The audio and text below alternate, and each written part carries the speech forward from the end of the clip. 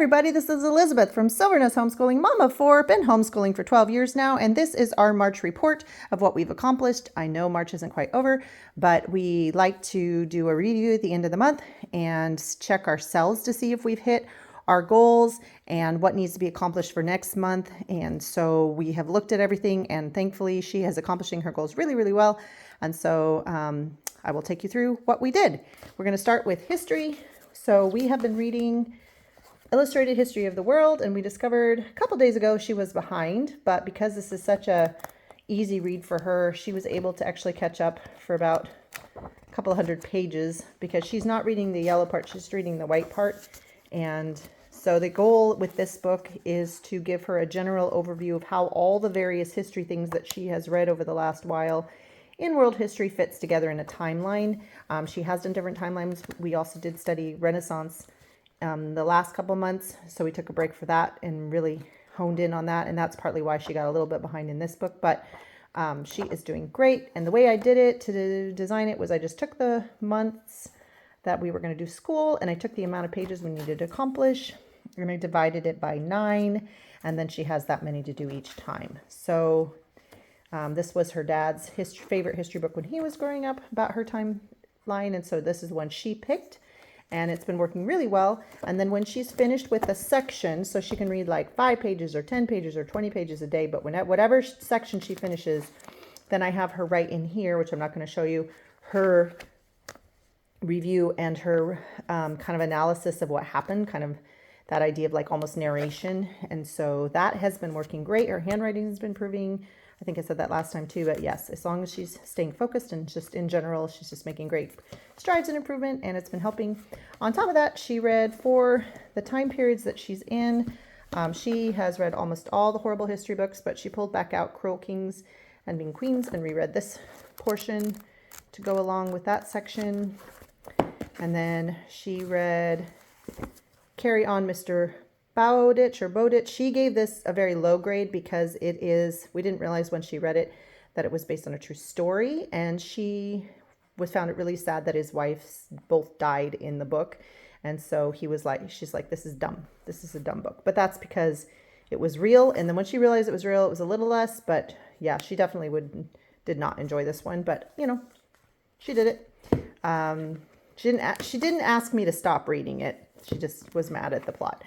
She is studying some Pearl Harbor history in her English class at school, and so she decided to go back and reread The Attack on Pearl Harbor. And I actually had a friend who was blown off 2 boats in Pearl Harbor, Glen Lane, and we actually have another book that has his story inside it. So I'm interested to see how their school, at the classes that she takes over there, will address this. But she loves these interactive history adventures. I think we own all of them, and the ones we don't own, they have at our local library. A couple different versions, but this has been how she really got into history, was this series about 2 years ago. We also had her read The Rainbow People, which is a bunch of short stories from the actual like folk stories and stories that in China that they would pass down to different generations. And so that was really interesting to see the things that were the same and different. She kind of fought her way through this one, but it was interesting because I had her read just the first, like I started reading it out loud to her. This is one of my techniques. I started reading the first one out loud, but then my throat started getting tired. And so she took over because she wanted to see what happened. And then she was complaining about the first section. And then the next, she read the whole book. So it's kind of what works for her. I know it won't work for every child, but for her, it has been a useful tip. So for this month, these are 4 of the books that she read. She read more than this, but these are the focused on history books, I think, that she told me about. She has a ton of history books in her room and is always squirreling away more history books. So we did that. All right, French is going great. We have finally found our stride with French, with this program, with breaking the French barrier, on how it works for her and not her sister. That is one thing I do really love, using the same curriculum with more than one child. But I find that, especially in middle school, high school, I still have to adjust each curriculum for the individual child. So, for example, I did the same American history class with both my oldest and my second oldest. And the oldest skipped a bunch of the extra books, and the second oldest, I actually assigned her different books and more books because she's just that kid. So in this case, we have been reading, so this is the mix. So Asterix is an Obelix series. Some of the books we have are in English, so this one is an English version. But then we also have been reading in the French series that we've been picking up from thrift books in various places. And she has read these Asterix in French so many times. This is French 1, by the way, but she's read them so many times that she's now understands most of the comics and can get a little bit bored, which is hilarious to me because when she started, she's like, there's no way I can ever figure this out. And I took 4 years of French, and I never could have read this. I don't even think maybe my final year, but I'm actually being able to understand some of them too. So the way we've been doing this is we're not doing a chapter a month. We're doing 6 lessons a year, and then we'll do the second 6 lessons as our French 2, because this program is so robust and so good and uses the computer. And so anyway, she's been doing great. We've slowed it down so that she's doing a lot more repetition on the computer, half an hour, and then adding in the other things. And then when she feels confident, she does the paper copy. And then when she took the exam last time, we had her slow down and take 1 day at a time for the exams. Oh my goodness, her grade jumped so high. Her confidence jumped so high.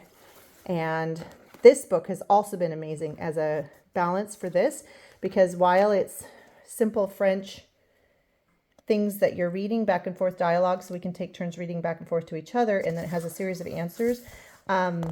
It basically has 2 friends, one who's English and one who's French. And the French person is always explaining things to the English person about why words are masculine and feminine, but in kind of a funny way, or descriptive words, just different parts of grammar, inside the funny stories that you're reading. And then the second half of the book, which we will not get to anytime soon, is actually history of French-speaking countries and France in specific. So we've been using this. She's been practicing writing in French and answering questions in French that are more comprehensive and understanding, which is balanced really well with the more grammar and studying here, which led us to a wonderful find. I've used this with my other daughter, but Back to Paris, Learn the French game. This game, you do not need to do anything but be able to read. Every one of these cards represents a different kind of part of speech. And so if you have a blue card, that is going to be a noun. If you have a red card, that is going to be the subject and the verb. So je cherche, I search. And then if you look at C, it says right here in blue, I need a blue card. So I actually just put down je cherche la tarte. Okay, that's horribly mangled English version, but that is kind of where if you get points for playing the sentence, so laying down the cards in the proper color, and you can see, like, you can add in, c'est vrai, it's true, I looked for the pie. So you get a point for my 3 sentence is a point.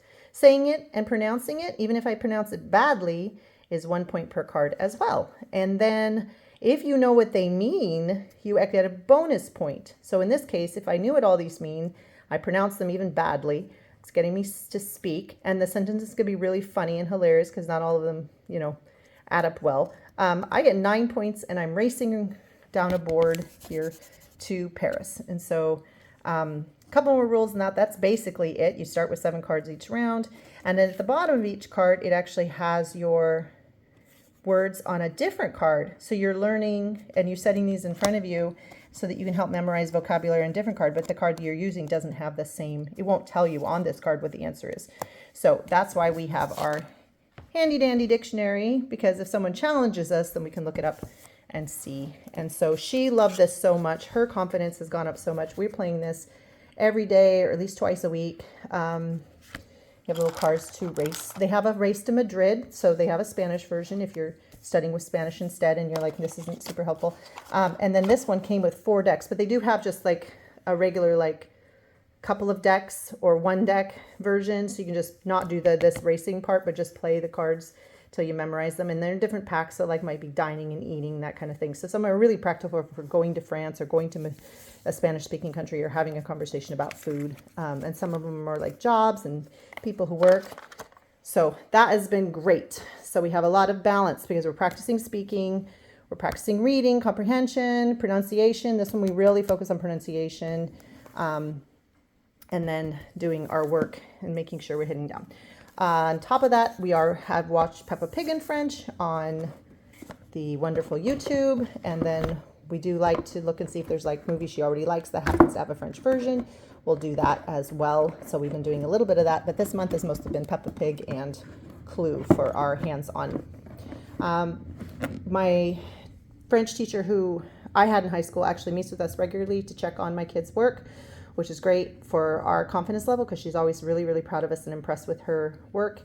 And one of the things that she said is you always have to have fun enough to hang the grammar on. So when the grammar is getting sloggy, you want to slow down, do something fun, bake together, try to laugh, go to the store, try to speak in French as much as possible, mess it up, do it wrong, but learn and go forward and then go back to the grammar. So that's why we've been doing, slowing this down. And she said this is such a robust program, which is why we're doing it in 2 years. There are 3 levels of French, and my other daughter who had done five years of Rosetta Stone jumped in, found this book to be super easy, and then we ended up slowing down the other 2 books, and she ended up doing 4 years of high school French using this program with the 3 books. So anyway, that's another version. Again, depends on your family and how you do stuff. All right, the final thing we've been doing is chemistry unit for our 7th grade, and we are using Gather Round for that, and this is the teacher's guide. And so this comes with 20 lessons. And so for this month, the first month we did it, I was reading it out loud to her and she was answering the questions. This month she decided she wanted to do it herself. So she's been doing it. And then when we get to some more of the difficult actual chemistry or challenging parts, she comes down and finds me and we kind of go through that together. So that's been really, really good. I like the material and the content. They go over the periodic table and it's been less hands-on practical for us, even though they have a lot of science experiments in here because she's done a lot of them already. And we meant to do them with our friends, which didn't work out. However, we did do this represents. She did go through our cupboard and find all of our, I can't open this. This is Band-Aids, guys. She did find all of our medicine and see how that worked out, which she's also taking health with my mom. So they had done some of that, but we figured out what was in our cupboard, what wasn't in our cupboard. And then our other science experiment that was not intentional to be a science experiment is she got a betta fish. And so we actually got to learn how to read the pH strips for betta. We have done plants before, but never for fish. And the first fish, the tank was not set up right. And so it died in 24 hours. And then that led us to doing a lot more research and finding out how to keep the second one alive and make it happier. We had put water conditioner in it, but somebody gifted us a kit, which was wonderful.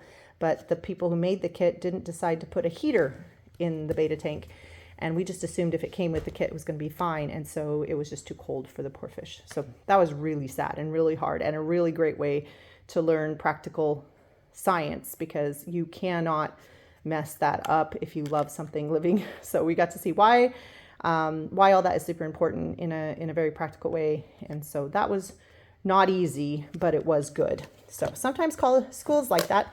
And I'm sure those of you that have pets and betta fish and stuff, and other fish. So some really good basic chemistry stuff that she's going to learn so that she can handle next year. And then our goal after she finishes this, she has we're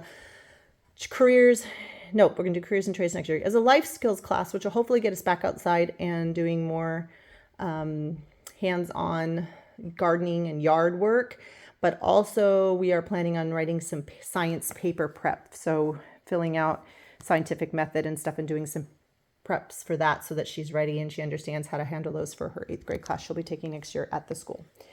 So yeah, and health's going great. She's got 100% on all her high school health.